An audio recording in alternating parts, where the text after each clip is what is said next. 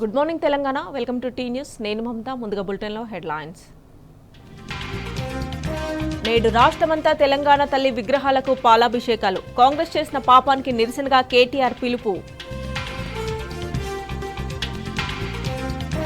తలరాత మారుస్తానని తెలంగాణ తల్లిని మారుస్తారా? ఈ నేల అస్తిత్వం ఆత్మ గౌరవంపై దాడి అన్న కేటీఆర్. అసెంబ్లీ సమావేశాల తొలి రోజే సర్కార్ నిరంకుశత్వం. సభకు వెళ్లకుండా బీఆర్ఎస్ ఎమ్మెల్యేలు ఎమ్మెల్సీల అడ్డగింత. రాహుల్ చేస్తే రైట్, బీఆర్ఎస్ చేస్తే అరెస్టులా? రేవంత్ రెడ్డి నిరంకుశత్వంపై బీఆర్ఎస్ నేతల ఫైర్.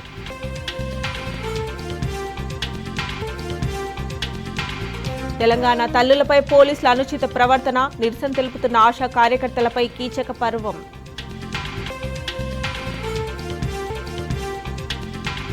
ఆశా వర్కర్లపై పోలీసుల దాడిని ఖండించిన బీఆర్ఎస్. వారికి అన్ని విధాలా అండగా ఉంటామని నేతల భరోసా.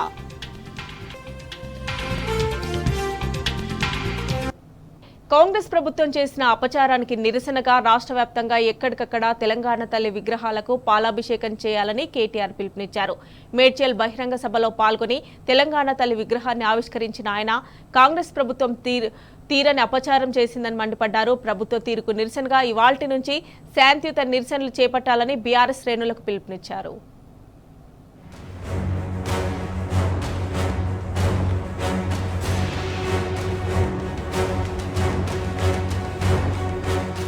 తెలంగాణ తల్లి విగ్రహం పేరుతో రేవంత్ సర్కార్ అపచారం చేసిందన్నారు బీఆర్ఎస్ వర్కింగ్ ప్రెసిడెంట్ కేటీఆర్. ఇవాల్టి నుంచి శాంతియుత నిరసనలు చేపట్టాలని పార్టీ శ్రేణులకు పిలుపునిచ్చారు. ప్రభుత్వ తీరుకు నిరసనగా రాష్ట్రంలోని తెలంగాణ తల్లి విగ్రహాలకు పాలతో అభిషేకాలు, పంచామృత అభిషేకాలు నిర్వహించాలన్నారు.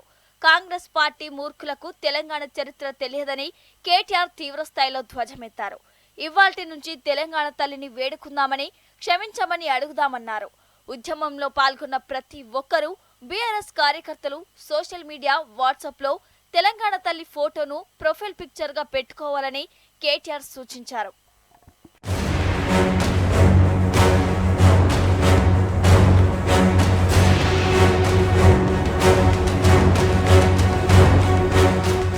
మేడ్చల్ బహిరంగ సభలో మాట్లాడిన కేటీఆర్ ప్రభుత్వం చేసిన అపచారానికి తప్పకుండా సమాధానం చెప్పాల్సిన అవసరం ఉందన్నారు. బీఆర్ఎస్ కుటుంబ సభ్యులు తెలంగాణ ఉద్యమంలో పాల్గొన్న ఉద్యమకారులకు 2 పనులు చేయాలని దిశానిర్దేశం చేశారు. సోషల్ మీడియా, వాట్సాప్ డీపీలో తెలంగాణ తల్లి డీపీగా పెట్టుకుందామన్నారు. రాష్ట్ర వ్యాప్తంగా అన్ని నియోజకవర్గాల్లో ఎక్కడైతే తెలంగాణ తల్లి విగ్రహాలు ఉన్నాయో అక్కడ పాలాభిషేకాలు చేయాలని కేటీఆర్ కోరారు. అవసరమైతే పంచామృత అభిషేకాలు చేద్దామని, జరిగిన తప్పుకు క్షమాపణలు అడుగుదామన్నారు. చరిత్ర తెలియని కాంగ్రెస్ మూర్ఖులను, సన్నాసులను క్షమించమని కోరుదామన్నారు. మనం జాగ్రత్తగా ఉండకపోతే, మనం అప్రమత్తంగా ఉండకపోతే పెద్దలు చెప్తారు, సింహాలు తమ గాథ తాము చెప్పుకోకపోతే, సింహాలు తమ కథ తాము చెప్పుకోకపోతే వేటగాళ్ళు చెప్పే పిట్ట కథలే చరిత్రగా మారుతాయని చెప్తారు. ఇవాళ వేటగాళ్ళు క్రూరమైన పరిహాసం ఎవరైతే తెలంగాణలోని బీద బిక్కితో ఆడుతున్నారో కాంగ్రెస్ నాయకులు, ఆ సన్నాసులు చెప్పే మాటలు నిజం కావద్దు అంటే ఎప్పటికప్పుడు తెలంగాణ సాంస్కృతిక వారసత్వాన్ని ఇవాళ మేడ్చల్లో మా తమ్ముడు రాజు, వివేకు ఇంత శ్రమ తీసుకొని మిమ్మల్ని అందరినీ ఒక దగ్గరికి తెచ్చి అద్భుతంగా శోభాయమానంగా ఆవిష్కరించుకున్నారు తెలంగాణ తల్లిని. ఇదే పద్ధతిలో రాష్ట్రం అంతా కార్యక్రమాలు చేద్దాం. ఇవాళ జరిగిన అపచారానికి, ఇవాళ ఈ కాంగ్రెస్ ప్రభుత్వం చేసిన అపచారానికి తప్పకుండా మనం తగిన రీతిలో సమాధానం చెప్పవలసిన బాధ్యత ఉన్నది. అందుకే ఈ వేదిక ద్వారా బీఆర్ఎస్ కుటుంబ సభ్యులందరికీ, రాష్ట్రంలో తెలంగాణ ఉద్యమంలో పాల్గొన్న ప్రతి ఒక్క ఉద్యమకారుడికి, ప్రతి ఒక్క ఉద్యమ బిడ్డకు నేను విజ్ఞప్తి చేస్తా ఉన్నా. 2 పనులు చేద్దాం. మొట్టమొదటిది, ఖచ్చితంగా తెలంగాణ తల్లిని బ్రహ్మాండంగా 2007లో ఏ తల్లి అయితే ఉద్యమంలోంచి ఉద్భవించిందో రేపటి నుంచి సోషల్ మీడియాలో, మీ వాట్సాప్ డీపీలలో, సోషల్ మీడియాలో తెలంగాణ తల్లిని డీపీగా పెట్టుకుందాం. ఎవడు ఏం పీకుతాడో చూద్దామనే మాట నేను విజ్ఞప్తి చేస్తా ఉన్నా. అదేవిధంగా రాష్ట్ర వ్యాప్తంగా అన్ని నియోజకవర్గాల్లో ఎక్కడికక్కడ ఎక్కడెక్కడైతే తెలంగాణ తల్లి విగ్రహాలు ఉన్నాయో అక్కడ రేపటి రోజున ఈరోజు కాంగ్రెస్ ప్రభుత్వం చేసిన అపచారానికి నిరసనగా రేపు మొత్తం రాష్ట్ర వ్యాప్తంగా పాలాభిషేకాలు చేద్దాం, అవసరమైతే పంచామృతాభిషేకాలు చేద్దాం. ఆ తల్లిని జరిగిన తప్పుకు క్షమాపణ అడుగుదాం. ఈ కాంగ్రెస్ మూర్ఖులకు చరిత్ర తెలియదు, ఈ సన్నాసులను క్షమించమని తప్పకుండా కోరదాం.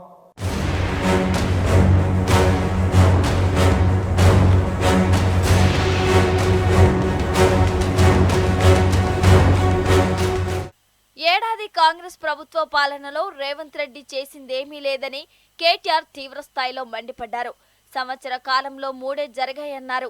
కేసీఆర్ కు తిట్లు, దేవుడిపై ఓట్లు, హామీలకు తూట్లు అన్నారు. ఎన్నికల్లో ఇచ్చిన 420 హామీలకు తూట్లు తప్ప కాంగ్రెస్ ప్రభుత్వం చేసిందేమీ లేదన్నారు. రేవంత్ రెడ్డి ఏం చేసిండయ్యా అంటే అదానీ కోసం, అల్లుడి కోసం, అన్నదమ్ముల కోసం, బావమర్దికి అమృతం పంచేందుకు పనిచేశాడన్నారు. వచ్చే సంవత్సరం అనుముల అన్నదమ్ములు అదానిని దాటిపోయే స్థాయికి తెలంగాణను దోపిడీ చేస్తున్నారన్నారు. అందుకే ప్రజలను కోరేది ఒకటేనని కేటీఆర్ తెలిపారు. ఈ మోసగాళ్లను నమ్మడానికి వీల్లేదని, రాబోయే రోజుల్లో జరిగే పంచాయతీ, జిల్లా పరిషత్, మున్సిపల్ ఎన్నికలు, ఆ తర్వాత వచ్చే శాసనసభ ఎన్నికల్లో అప్రమత్తంగా ఉండాలన్నారు. బీఆర్ఎస్ శ్రేణులు అప్రమత్తంగా ఉండి పార్టీని పునర్నిర్మించుకుందామన్నారు. వచ్చే ఏడాది సభ్యత్వం నుంచి అన్ని కార్యక్రమాలు చేసుకుందామని అన్నారు.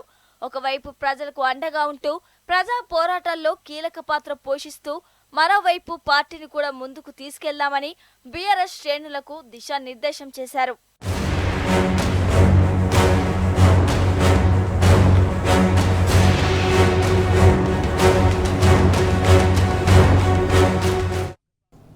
మహత్తర పోరాటంలో పుట్టిన తెలంగాణ జనని, తెలంగాణ తల్లి అని ప్రశంసించారు కేటీఆర్.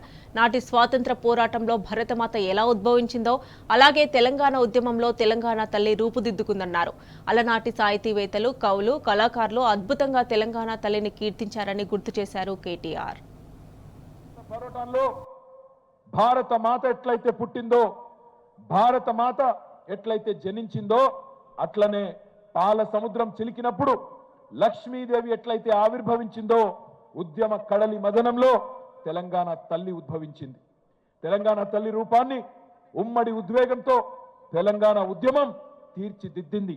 ఇది ఏ ఒక్క నాయకుడో ఒక రాజకీయ పార్టీకో సంబంధించిన రూపం కాదు.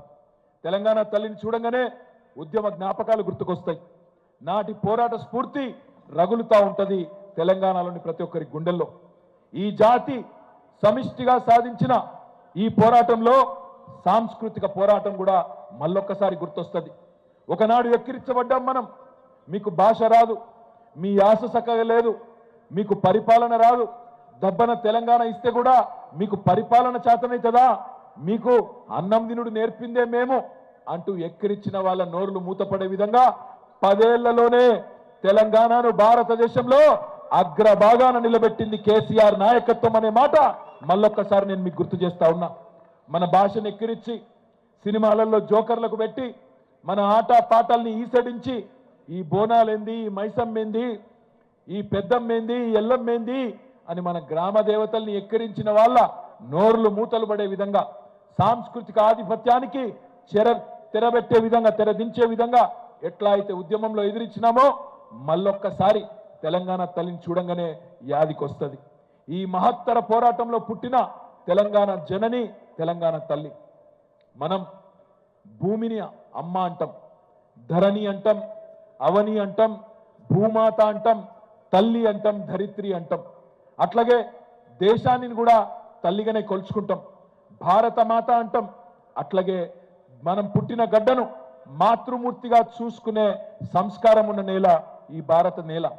అట్లాంటి ఈ భారతదేశంలో భారతమాత ఎంత అద్భుతంగా ఉంటుందో మీ అందరికీ నాకంటే బాగా తెలుసు.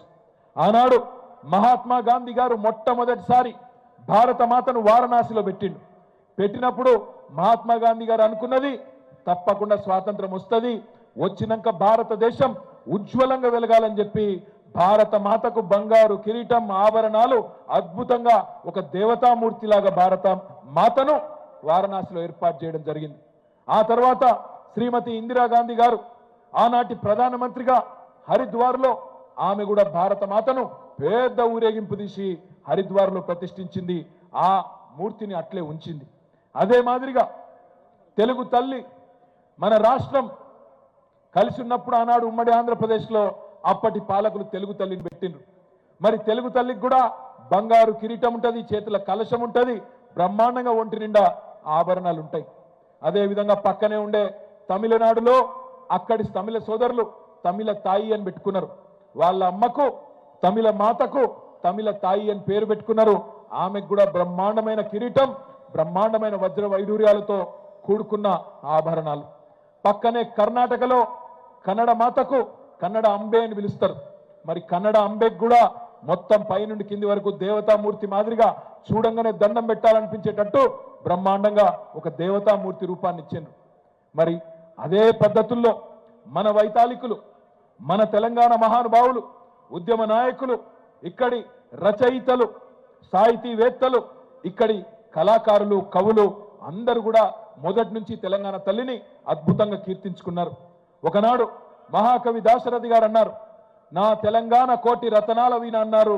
దాంతో పాటు నా తెలంగాణ తల్లి కంజాతవల్లి అని 70 ఏళ్ల కిందట ఆనాడు దాశరథి గారు అన్నమాట. అదేవిధంగా రావెల్ల వెంకటరామారావు గారు అనే ఒక కవి అద్భుతంగా చెప్పినాడు, వెలలేని నందనోద్యానమురా నా తల్లి తెలంగాణ అని చెప్పి గొప్పగా తల్లి తెలంగాణ గురించి మాట్లాడిన పరిస్థితి. ఇక మీకు తెలుసు ఉద్యమం గురించి అయితే ధూమ్ధాములు, బతుకమ్మలు, బోనాలు, ఆటపాటలతో ఇది మన సంస్కృతి, ఇది మన గొప్పతనం అని చెప్పి మనం చెప్పుకున్నాం. ఎన్నికల హామీల అమలు కోసం ఆశా వర్కర్లు చేపట్టిన ఆందోళనలు తీవ్ర ఉద్రిక్త పరిస్థితులకు దారితీశాయి.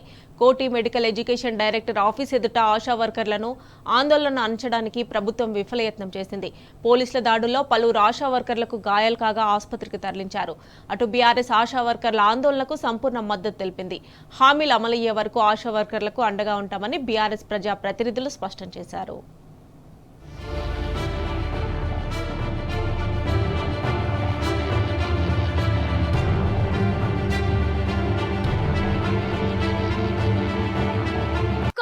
ప్రభుత్వంపై అన్ని వర్గాలు భగ్గుమంటున్నాయి. ఏడాది కాలంలోనే అన్ని వర్గాల ప్రజలకు కాంగ్రెస్ పార్టీ చుక్కలు చూపిస్తోంది. ఇప్పటికే రైతులు, నిరుద్యోగులు ప్రభుత్వ తీరుపై ఆగ్రహంతో ఉండగా తాజాగా ఉద్యోగులు నిరసన బాట పట్టారు. హైదరాబాద్ లో ఆశా వర్కర్లు చేసిన ఆందోళనలు తీవ్ర ఉద్రిక్తతకు దారితీశాయి. ఎన్నికల హామీల అమలు కోసం చేపట్టిన ఆశా వర్కర్ల ఉద్యమాన్ని అణచివేసే కుట్రలకు ప్రభుత్వం పదును పెట్టింది.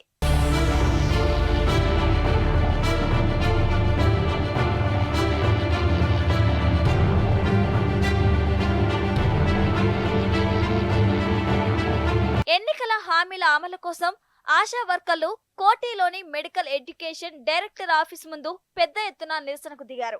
ప్రభుత్వ తీరును నిరసిస్తూ బీఆర్టీయూ ఆధ్వర్యంలో వేలాది మంది డిఎంఈ ఆఫీస్ ముందు బైఠాయించారు.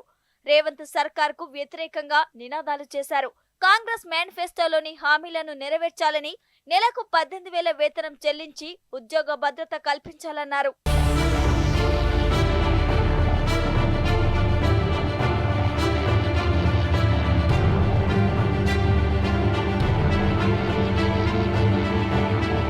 ఎన్నికల హామీలు, డిమాండ్ల సాధన కోసం గలమెత్తిన ఆశా వర్కర్లను పట్టించుకొని రేవంత్ సర్కార్ వాళ్లపై పోలీసులను ప్రయోగించింది.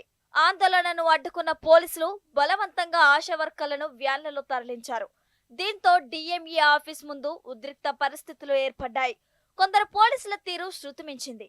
ఏసీపీ శంకర్ మహిళలు అని చూడకుండా అనుచితంగా ప్రవర్తించారు. మహిళా కానిస్టేబుల్ ఉన్నప్పటికీ ఆశా వర్కర్లపై జులుం ప్రదర్శించారు. ఏసీపీ తీరుపై విమర్శలు వెల్లువెత్తాయి.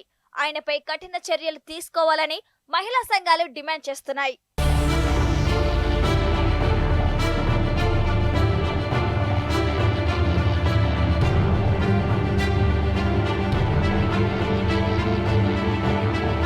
రేవంత్ సర్కార్ పై ఆశా వర్కర్లు నిప్పులు చెరిగారు. మేనిఫెస్టోలో ఇచ్చిన హామీలను అమలు చేయాలని డిమాండ్ చేయడమే తాము చేసిన తప్ప అని ప్రశ్నించారు. పోలీసులు తమ పట్ల అనుచితంగా ప్రవర్తించారని వాపోయారు. కొందరు ఆఫీసర్లు నీచంగా ప్రవర్తించారని ఆవేదన వ్యక్తం చేశారు. తమకు న్యాయం జరిగే వరకు పోరుబాట వీడేది లేదని ఆశా వర్కర్లు తేల్చి చెప్పారు.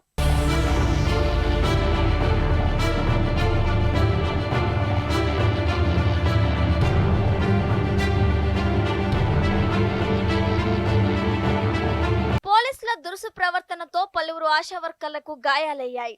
కొందరు ఆశా వర్కర్లకు స్పృహ తప్పి పడిపోగా ఉస్మానియా ఆసుపత్రికి తరలించి చికిత్స అందించారు. హాస్పిటల్లో ఆశా వర్కర్లను మాజీ మంత్రులు మహమ్మద్ అలీ, సత్యవతి రాథోడ్, గంగుల కమలాకర్ పరామర్శించారు. ఆశాలపై రేవంత్ సర్కార్ దాడిని తీవ్రంగా ఖండించారు. హామీలు అమలు చేయమంటే భౌతిక దాడులు చేయడం ఏమిటని ప్రశ్నించారు.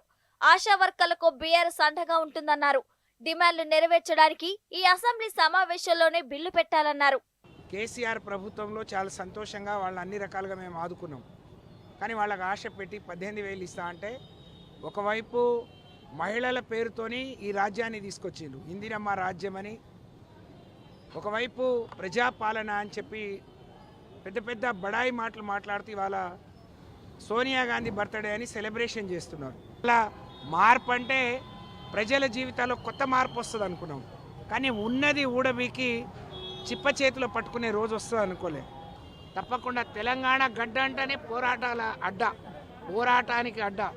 అలాంటి చైతన్యవంతమైన ఈ గడ్డ మీద పుట్టిన మనకు రావాల్సిన హక్కుల కోసం తప్పకుండా కొట్లాడదాం. దానికి మేమంతా కూడా మీకు అండగా ఉంటామని చెప్పి ఈ సందర్భంగా తెలియజేస్తా ఉన్నాను. ఆశా వర్కర్లు అందరూ కూడా అసెంబ్లీ ముట్టడించడం రాలే, మంత్రుల ఇల్లు ముట్టడించడం రాలే, ఏ ముఖ్యమంత్రి ఇంటికి ముట్టడిద్దాం రాలే. వాళ్ళ అధికారి director of health Ravindra Nayak గారిని కలవాలి, కలిసి మా రిప్రజెంటేషన్ ఇవ్వాలి. మీరు ఏదైతే మేనిఫెస్టో ప్రభుత్వం పెట్టిండ్రు రేవంత్ రెడ్డి గారు, అప్పుడు మాకు నెలకు జీతం 18,000 రూపాయలు ఇస్తారని చెప్పి మేనిఫెస్టో పెట్టారు.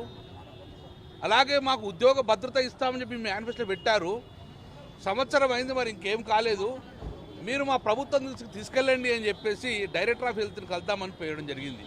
కానీ ఈరోజు వాళ్ళను నిర్దాక్షిణ్యంగా పోలీసులు తీసి, ఒక ఆడబిడ్డ రాష్ట్ర అధ్యక్షురాలు సంతోషిని ఆమె నిర్దాక్షిణ్యంగా తీసి 4 పోలీసులు తీసి బయట పారేసి ఇక చచ్చిపోయిందని పారేసిన తర్వాత కనీసం దెబ్బ జరిగితే హాస్పిటల్ తీసుకోపోకుండా అంబులెన్స్ వేసుకొని 1 గంటన్నర వైపు తింపిరు, చచ్చిపోయింది కావచ్చు అని.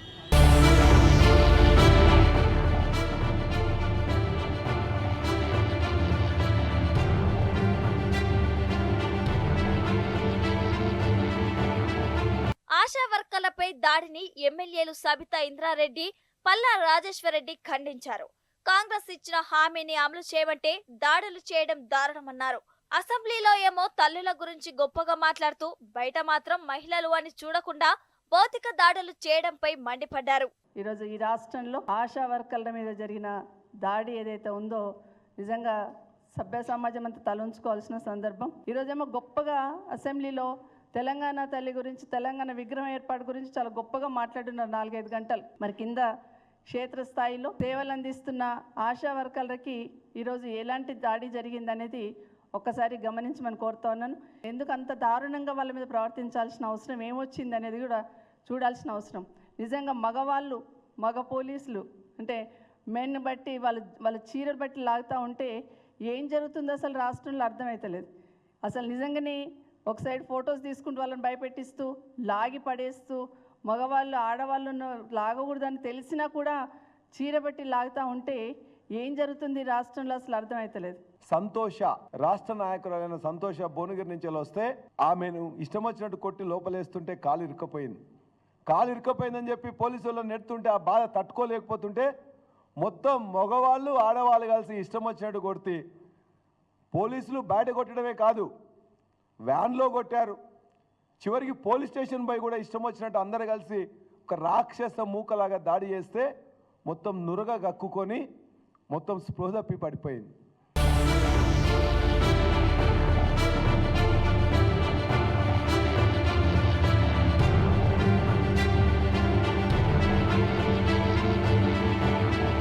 క్షేత్రస్థాయిలో విశిష్ట సేవలందించే ఆశా వర్కర్లపై పోలీసులు దాడులు చేయడాన్ని మాజీ మంత్రి హరీష్ రావు ఖండించారు.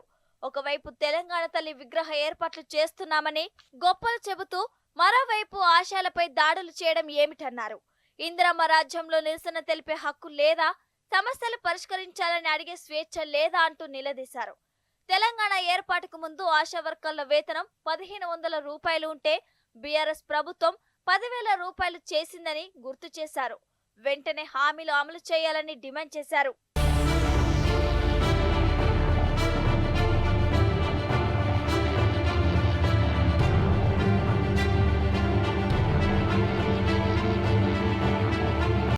ఆశా వర్కర్లతో అనుచితంగా ప్రవర్తించిన ఏసీపీ శంకర్, సిఐ శ్రీనివాస్ చారిపై ప్రముఖ న్యాయవాది రామారావు ఇమ్మానేని హెచ్ఆర్సీని ఆశ్రయించారు. తమ పరిధిలో ఓవరాక్షన్ చేసిన పోలీసులపై కఠిన చర్యలు తీసుకోవాలని కోరారు. పోలీసులు కాంగ్రెస్ పార్టీకి తొత్తులుగా వ్యవహరించడం సరికాదన్నారు. బాధితుల తరపున రామారావు వేసిన పిటిషన్పై హెచ్ఆర్సీ త్వరలో విచారణ చేపట్టనుంది.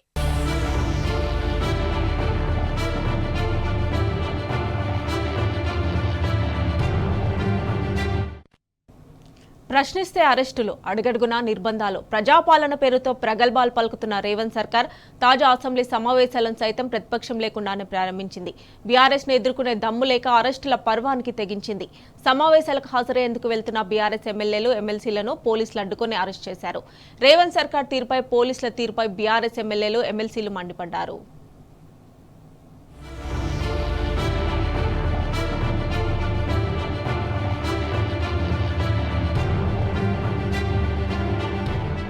అసెంబ్లీ సమావేశాల తొలి రోజే బీఆర్ఎస్ ఎమ్మెల్యేలు, ఎమ్మెల్సీల పట్ల ప్రభుత్వం నిరంకుశంగా వ్యవహరించింది.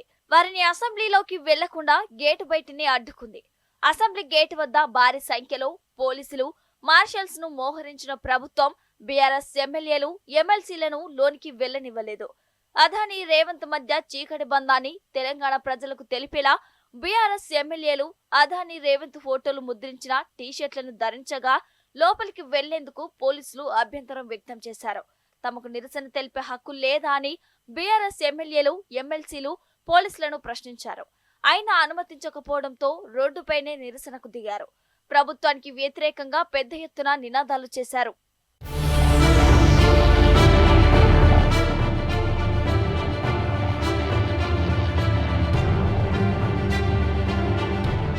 ముఖ్యమంత్రి రేవంత్ రెడ్డి తెలంగాణ వనరులను, సంపదను అదానికి దోచిపెట్టేందుకు కుట్రలు చేస్తున్నారని బీఆర్ఎస్ వర్కింగ్ ప్రెసిడెంట్ కేటీఆర్ మండిపడ్డారు.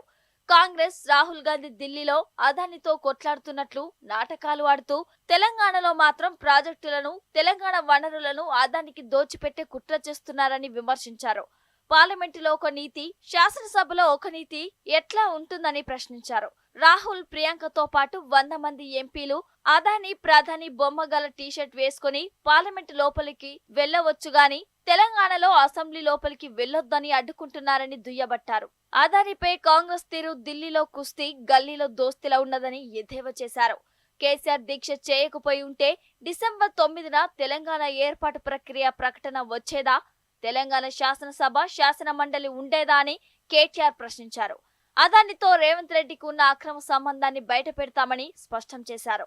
కాంగ్రెస్ సర్కార్ ఎన్ని నిర్బంధాలు పెట్టినా, దాడులు చేసినా బీఆర్ఎస్ పోరాటం ఆపదని స్పష్టం చేశారు.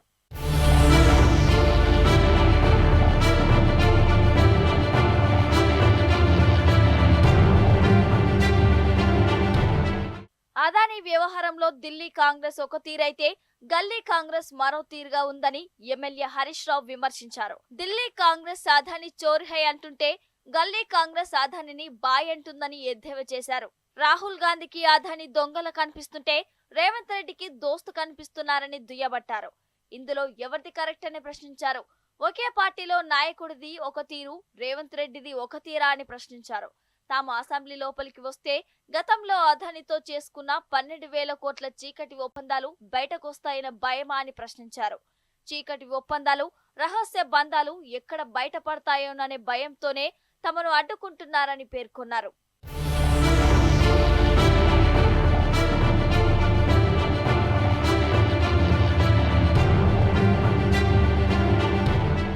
అసెంబ్లీ సమావేశాల సందర్భంగా రేవంత్ సర్కార్ వ్యవహరించిన తీరుపై బీఆర్ఎస్ బగ్గుమంటుంది. అసెంబ్లీలోకి వెళ్లకుండా ప్రధాన ప్రతిపక్ష సభ్యులను అడ్డుకోవటం, అక్రమంగా అరెస్టు చేయడం, అక్కడి నుంచి తెలంగాణ భవన్ కు తరలించడం తదితర ఘటనలపై కేటీఆర్, హరీష్ రావు తీవ్ర స్థాయిలో మండిపడ్డారు.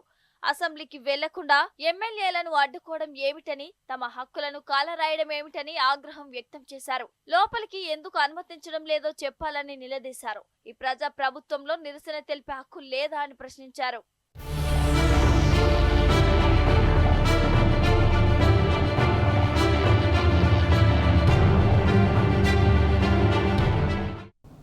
విభజన సమస్యల పరిష్కారంలో దశాబ్ద కాలంగా ప్రతిష్టంభన కొనసాగుతోంది.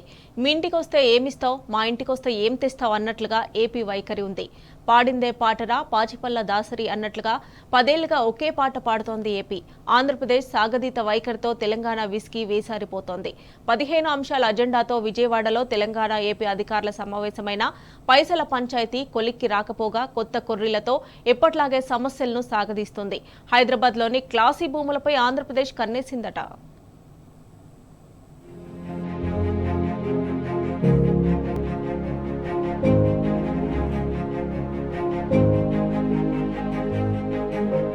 మీ ఇంటికొస్తే ఏమిస్తావు, మా ఇంటికొస్తే ఏం తెస్తావు అన్నట్లుంది విభజన సమస్యలపై ఏపీ వైఖరి. డబ్బుల విషయం చర్చకు వస్తే చాలు, మాకొచ్చేవి ఇచ్చేయాలంటారు. మరి తెలంగాణకు రావాల్సిన సొమ్ము సంగతేంటి అంటే కొర్రీల మీద కొర్రీలు పెట్టి ఎటూ తేలకుండా పేచీలకు దిగుతారు. దాదాపు 15 అంశాలు ఎజెండాగా మొన్న విజయవాడలో జరిగిన సమావేశంలో ఇదమిద్దంగా ఏదీ తేలలేదు. కాలికి పెడితే మెడకు, మెడకు పెడితే కాలికి లెంకగట్టడంతో ఒక పరిస్థితిలో స్పెషల్ సిఎస్ రామకృష్ణారావు ఆంధ్రప్రదేశ్ అధికారులపై ఆగ్రహం వ్యక్తం చేశారు. పాడిందే పాటరా పాచిపండ్ల దాసరి అన్నట్లు ఆంధ్రప్రదేశ్ నాంచుడు వైఖరికి విసిగిపోయి తెలంగాణ ఆఫీసర్లు ఊసురుమంటూ వెనుదిరిగారు.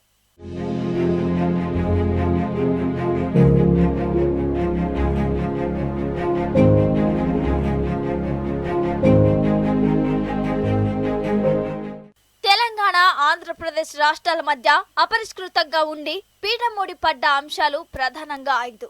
ప్రతి సమస్యను సాగదీస్తూ మీటింగ్ల మీద మీటింగ్లతో కాలయాపన చేయడం, లేనిపోని కొర్రీలు వేయడం, తద్వారా విషయాన్ని సంక్లిష్టంగా మార్చడం ఆంధ్రప్రదేశ్కు ఒక తంతులా మారింది.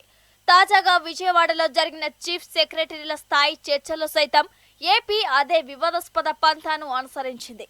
దీంతో చిర్రెత్తిన రాష్ట్ర ప్రభుత్వ ప్రత్యేక ప్రధాన కార్యదర్శి రామకృష్ణారావు ఆంధ్రప్రదేశ్ ధోరణిపై తీవ్ర ఆగ్రహం వ్యక్తం చేశారు. ఏపీ పద్ధతి సరిగా లేదని ఆక్షేపించారు.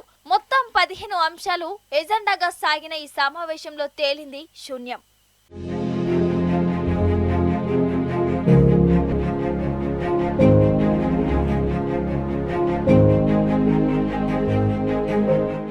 వివిధ పద్ధతుల్లో ఆంధ్రప్రదేశ్ ప్రభుత్వం నుంచి తెలంగాణ విద్యుత్ శాఖకు వడ్డీతో కలిపి 30,000 కోట్లు రావాల్సి ఉండగా తమ రాష్ట్రానికి రావాల్సిన 7,000 కోట్లపైన మాత్రమే ఏపీ అధికారులు పట్టుబట్టడం రాష్ట్ర అధికారులను అసహనానికి గురి చేస్తోంది. తమకు ముట్టాల్సిన బకాయిలను ముందు చెల్లిస్తేనే తెలంగాణకు ఇవ్వాల్సిన డబ్బులపై దృష్టి పెడతామంటూ అదే వితండవాదాన్ని ఏపీ ప్రభుత్వం మళ్ళా ఒకసారి వినిపించింది. పంచాయతీ తెగితే హీనపక్షంగా రాష్ట్రానికి 23,000 కోట్లు వస్తాయి. కానీ 2 రాష్ట్రాల మధ్య ఈ విద్యుత్ బకాయిల అంశం గత 10 ఏళ్లుగా ఎటూ తేలకుండా నానుతూనే ఉంది. అడిగినప్పుడల్లా ఏదో మెలిక పెట్టడం ఆంధ్రప్రదేశ్కు పరిపాటిగా మారిపోయింది.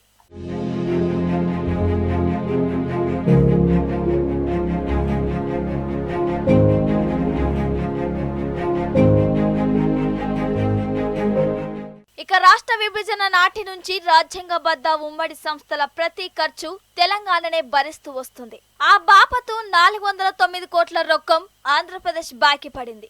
మన రాష్ట్ర అకౌంటెంట్ జనరల్ పంపిన బకాయి లిస్టును అక్కడ ఏజీ ధృవీకరించి అదే విషయాన్ని ఏపీ ప్రధాన కార్యదర్శికి సమాచారం అందించారు. అందుకు సానుకూలంగా స్పందించకపోగా ఉమ్మడి సంస్థల డబ్బుల చెల్లింపుపై ఏపీ ప్రభుత్వం కొత్త మెలిక పెట్టింది. ఆంధ్రప్రదేశ్లో తాము నిర్మిస్తున్న హైకోర్టుకు అయ్యే ఖర్చు అందులో నుంచే భరించాలని అడ్డంగా వాదిస్తుంది. తద్వారా ఈ అంశం కూడా సుదీర్ఘ కాలంగా అపరిష్కృతంగానే ఉంటుంది. ఇదిలా ఉంటే వాణిజ్య శాఖకు సంబంధించిన ఇన్పుట్ ట్యాక్స్ మరో 208 కోట్లు ఏపీ నుంచి తెలంగాణకు రావాల్సి ఉన్నాయి. జీఎస్టీ డీలర్స్ పంపకాల్లో ఈ నగదు రాష్ట్ర విభజన తర్వాత ఆటోమేటిక్ గా ఏపీ అకౌంట్లోకి వెళ్లిపోయింది. 2018లో ఇరు రాష్ట్రాల అకౌంటెంట్ జనరల్స్ సమావేశమై జరిగిన పొరపాటును విశ్లేషించి నిర్ధారించుకున్నారు. అందులో భాగంగా వెంటనే తెలంగాణకు ఒక 100 కోట్లు విడుదల చేసే విధంగా అంగీకారం సైతం కుదిరింది. కానీ ఇప్పటి వరకు రాష్ట్రానికి పైసా రాలేదు.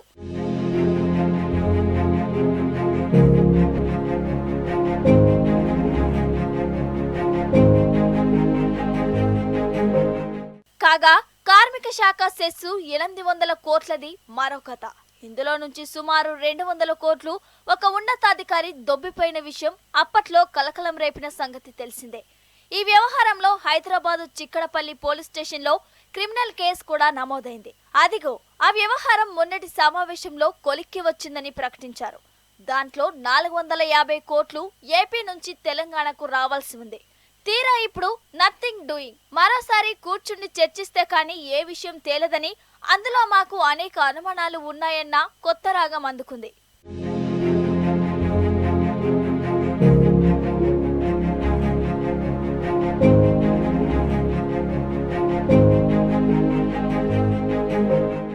ఇవన్నీ ఇలా ఉంటే విభజన అంశాలు పరిష్కారం కాకుండా ఆంధ్రప్రదేశ్ ఎప్పటికప్పుడు కొత్త కుయుక్తులు పన్నడం వెనుక అసలు నేపథ్యం వేరే ఉందని ఉన్నతాధికారులు చెబుతున్నారు.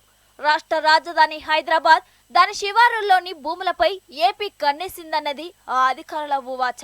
దాదాపు 10,000 కోట్ల విలువ చేసే 4,999 ఎకరాల దిల్ భూములు, 6,000 కోట్ల విలువ చేసే 800 ఎకరాల హౌసింగ్ బోర్డు స్థలాలు, మరో 6,000 కోట్ల విలువైన స్టేట్ ఫైనాన్స్ కార్పొరేషన్ ల్యాండ్స్ లో తనకు 52-48 నిష్పత్తిలో వాటా ఇవ్వాల్సిందే అంటూ చట్టవిరుద్ధమైన డిమాండ్ను తెరపైకి తెచ్చింది. ఇదే తిరకాస్తో కోర్టు గుమ్మం కూడా తొక్కింది.